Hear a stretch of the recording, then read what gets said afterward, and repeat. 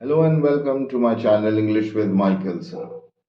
So students, I hope all of you have started with your new session of 2023-24. You've come to new classes, class 12. You passed your class 11 and now you are in class 12. So in your class 12, you are going to appear next year in your board examination. The syllabus for Tempest is Act 3, Act 4 and Act 5. In my previous video, I've started with Act 3, Scene 1, where we see the encounter between Ferdinand and Miranda, the meeting between Ferdinand and Miranda, where Miranda sees Ferdinand carrying logs of wood, which was a punishment given to him by Prospero. Ferdinand was given a punishment. It was a trial of Ferdinand to carry these huge logs of wood and pile them up. This was actually a punishment. Seeing Ferdinand in such a condition, Miranda feels sympathetic towards him and she offers him help, which was quite gently refused and rejected by Ferdinand. Because being a man, he would never like that he would sit lazily and Miranda would carry. No, not possible. For a man of Ferdinand's caliber, who belongs to a royal family, that would never ever look good. And that's why he refuses. In fact, he says that I would rather break my muscles, I would rather break my back to carry these logs than to see my Miranda carrying these logs of wood. It would be very, very humiliating for him. On the other hand, we see that Prospero was hiding behind, watching both of them, hearing their conversation. He feels sympathetic, but still he wanted to put Ferdinand into trial. And that's why now we start with the speech of Prospero, where he says to himself, Poor worm, thou art infected. This visitation shows it. Looking at the condition of Miranda, he says that you are infected. Here, the word infected means you have been affected by the love. You have fallen in love with Ferdinand. This visitation, this meeting of yours with Ferdinand shows it all. Then on other side we see Miranda and Ferdinand in conversation. Miranda says, you look wearily. Wearily means you look very tired. Ferdinand says, no, noble mistress, it's fresh morning with me when you are by at night. I do beseech you, chiefly that I might set it in my prayers. What is your name? I repeat the lines. He says that, no, not at all. Whenever you are with me, even if it is the night time, even if it is the night time and people are dead tired and they want to go to sleep, he says, if you are next to me, if you are nearby, in that at that time, I feel as fresh as I get up in the morning. Then he makes a request to Miranda. He says if she could tell him her name, and the reason why he wanted to know the name, that whenever he would pray, he can keep her name in the prayer to God. And that's why in these lines he says that I do beseech you, I do request you, chiefly that I might set it in my prayer. What is your name? Kindly tell me your name so that while I pray, I can put your name into the prayers. Miranda replies and says, Miranda.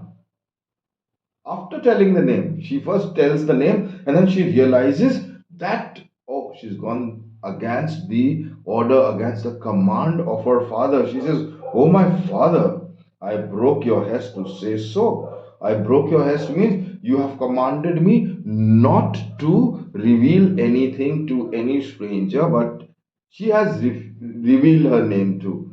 But then she realizes it very late after telling. So there is no point realizing then. Ferdinand says, admired Miranda. Indeed, the top of admiration. He says, you are not only admired, but you are at the superlative degree of admiration. worth what's dearest to the world. He says, you are worth worst dearest means any person in the world would like you, would fall in love with you.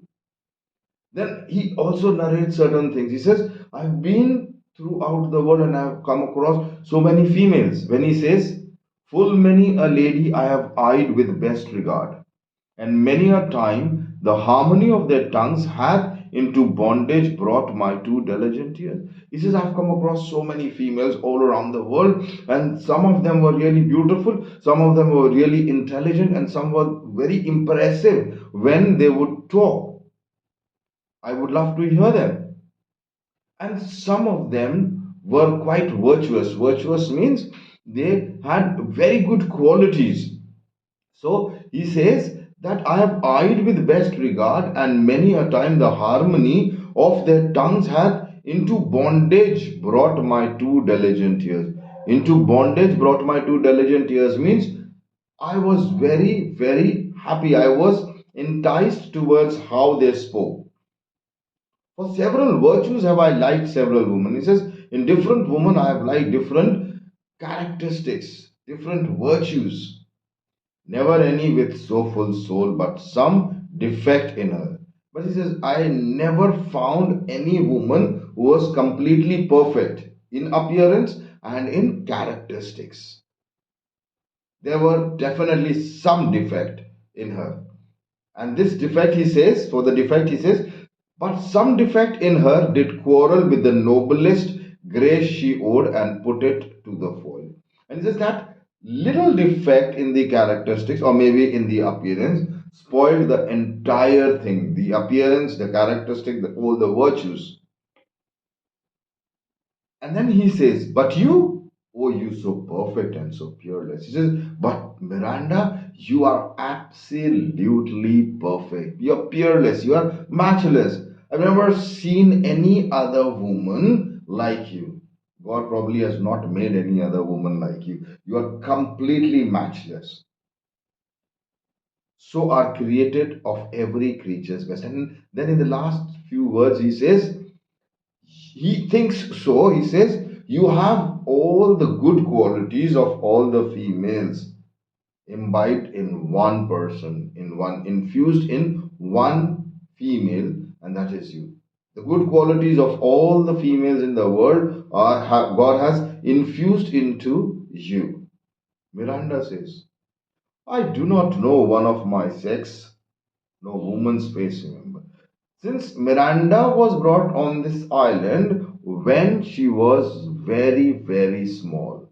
So she says, I really don't know. I don't remember if I have ever seen any other female except for my own self, and that too in my mirror. She says, I do not know one of my sex. One of my sex here refers to I haven't met any other female except for my own self. No woman's face, remember, save from my glass. From my glass is referring to the mirror here. She says, I have not seen any other woman except for my own self in the mirror, mine own.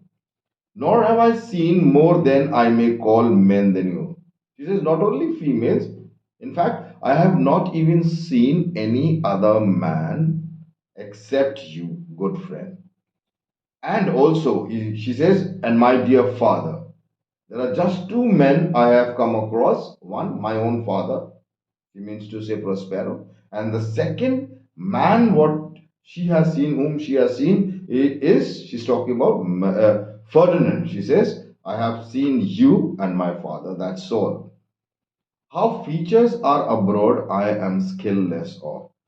She says, I am completely ignorant about human shapes. I don't have any idea how humans look like because from the time I was a little girl until now, I have seen only one man, that is my father. And as far as females are concerned, I've never seen any other female. So she says, I'm completely ignorant. I don't know any other and how human beings look like. She's being very modest here and she says that I am skillless of, but by my modesty, the jewel in my dower. She says, my modesty is like the door. That means whatever I have, I got it in inheritance. I inherited. I would not wish any companion in the world but you. And here she makes it very clear, if I have to get a partner, if I have to get a life partner, she already declares in front of Ferdinand. She says, if at all I would require a companion, a friend, a partner, a husband, that will be you. Nor can imagination form of a shape. She says, I cannot even imagine of any other man. I'm impressed by you and I don't want to imagine a shape of any other man beside yourself to like of. But I prattled something too wildly. And then suddenly she realizes, अरे ये क्या हो गया, मैंने तो बहुत ज्यादा बात कर दी है, बहुत देर हो गई है मुझे बात करते हुए. So she says, but I prattle something too wildly, and my father's percepts I therein do forget. So she says, it's been quite some time. I've been talking and talking about myself and this and that. I have forgotten the commands, the instructions of my father. So Ferdinand says, I am in my condition a prince, Miranda. I do think a king. He is now revealing about himself. He's telling that, let me tell you, I belong to a royal family and I am a prince. And probably I am the king as well. Now, why does he say king? Because he has taken it for granted now that his father Alonso has died in the shipwreck.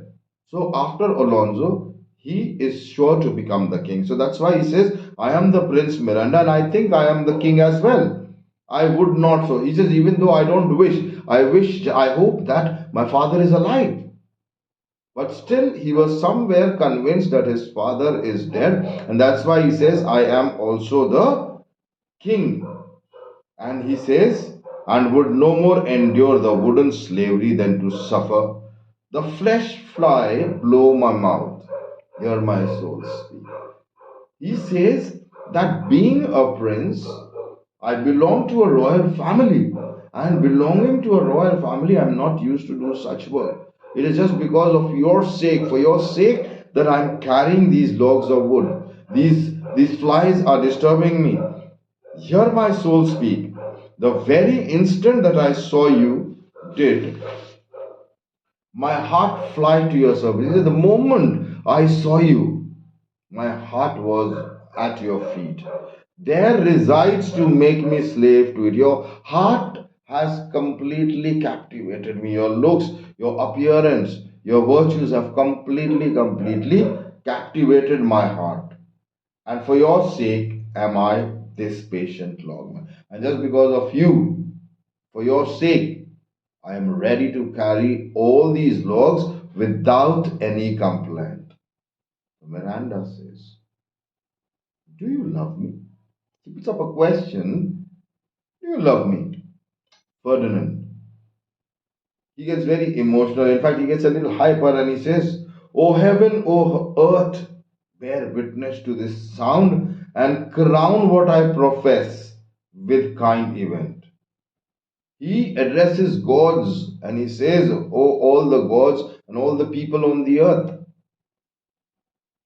be my witness that whatever I say now, if it is correct, crown me. Crown me means bless us. And if not, then you can revert this blessing into punishment. What I profess with kind event, if I speak true, if hollowly in word the best is boded me to mischief. If I say hollowly means if I say anything untrue, say anything false, then turn invert all the fortunes that is promised to me into evil. Okay? Beyond all limit of what else in the world do love, prize, honor you. He says, I commit, I proclaim in front of all the God, all the humans, all the spirits that are present on this island, and says that I not only love you, but I do prize you. Prize you means I do value and honor you. Miranda, I am a fool to weep at what I am glad of. Miranda says she becomes actually very emotional. Miranda becomes emotional and she says, Oh, I'm mad. I'm a stupid girl. The thing that he just spoke is a happy thing, and I am supposed to be happy hearing this. But instead of being happy, I'm crying. What stupid girl I am. That's what she says. She says, I'm really, really stupid. On the other hand, Prospero, who is hiding behind the bush, is hearing all these things. He's watching everything. And he's speaking to himself, saying, fair encounter of the two most rare affections. He says, this is a very beautiful meeting of the two rare affections. Rare affection means two different people with different love. They have come together. Heaven rain grace on that which breathes between them. And he gives them blessings. He makes a prayer there and then. He says, may God bless whatever is developing between the two of them. That love that has developed between the two of them receives the blessings of God. Then Ferdinand asks Miranda, why are you crying? Being a man, he doesn't understand why, he doesn't understand the feeling of a girl. And he says, what makes you cry? Wherefore weep you? Miranda says, at mine unworthiness that dare not offer what I desire to give. She says, I'm crying because even though I want to show my love, I want to give my love to you, but I dare not, even though I have a very strong desire to reciprocate your love, and much less take what I shall die to want. I really, really want to accept it, but I cannot offer my love right now. But this is trifling, and all the more it seeks to hide itself, the bigger bulk it shows. He says the emotions are very stupid kind, very trifle. And he says the more I hide these emotions, the more they bulge out, the more prominent they are seen. Hence bashful cunning. Hence bashful cunning, she says. So away with this cunning display of bashfulness, and let my simple and sacred innocence be my help. She says, this thing, what I'm feeling right now, I can't even express my emotions. Hence bashful cunning and prompt me plain and holy innocence. She says, I don't know how to express my feelings, but I can say it in very simple words that I am your wife if you will marry. She says, I've already decided that I will be your wife if at all you accept me as your wife and you are ready to marry me. If not, if you don't accept me as your wife, even then I am ready to die as your maid. To be your fellow, you may deny me. She says, you have all rights to refuse to deny my proposal. But even if you refuse to marry me, I am definitely going to be, if not your wife, then I can be your servant, I can be your maid throughout the life, and that you cannot deny. To be your fellow, you may deny me, but I'll be your servant whether you will or not. Whether you want or not, I will definitely be your servant. I will definitely be your maid. Ferdinand, he gets very emotional and he says, my mistress dearest, and I thus humble ever. He says, he very clearly says that from today on, you are my mistress. So Miranda says, my husband then? He says, okay, done. From now on, you will be my husband. Now, there is no marriage ceremony that has taken place. But yet, they have decided that they are going to marry each other. Ferdinand, he says, not only your husband, I give my heart willingly to you. Ah, with a heart as willing as bondage. Ever of freedom, here is my hand. He says, my heart has become your. He says, like a slave man, like a slave who is always, always wanting to be free. In that same intensity, I am wanting to love you, Miranda, and mine with my heart in it. She says, take my heart. And not only my heart, I am also offering in my palms, I am also offering my heart to you. Till half an, and she says, now it's to, we've been talking for quite some time now. So bye bye for now. For the next half an hour, I'll meet you again after half an hour. Ferdinand, 1,000,000. Exeunt Ferdinand and Miranda. Miranda and Ferdinand goes away, and Prospero, who's watching them both, is happy to see. So glad of this as they I cannot be. So I'm really, really happy to see the couple so deeply in love, who are surprised with all but my rejoicing. At nothing can be more. This is my happy. I don't want. I'm overjoyed. There can be nothing more happy than this event.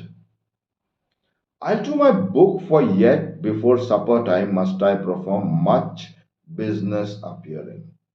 He says, now it's time that I go and read my books of magic, because before the evening meals, I need to perform some more tasks. I have some more work in hand, what I need to complete, and that has to be done before the evening meals, before the supper time. Now, children, with that we complete Act 3, Scene 1. I hope you must have understood. And again, as I said in my previous video, if you haven't understood anything, if my explanation wasn't very clear to you, you are always welcome to write your questions, your queries in the comment box, and I will definitely answer your all your queries, all your comments. Now, one more thing, children, I don't understand. I've seen a couple of videos of the other teachers. I see that they are teaching in Hindi. How can one teach English in Hindi? They're giving explanation in Hindi. So if you need that, if you want that at certain places when things get a little difficult, and if you want that I should also explain it in Hindi, then you can also write this in the comment box. I will try to give explanation. My motive is here is that the understanding of the children. The children should understand the text completely. Hope you understood this. And in the next video, we are going to start with Act 3, Scene 2 of The Tempest. Till then, bye bye. Take care. Take very good care of yourself. Bye for now.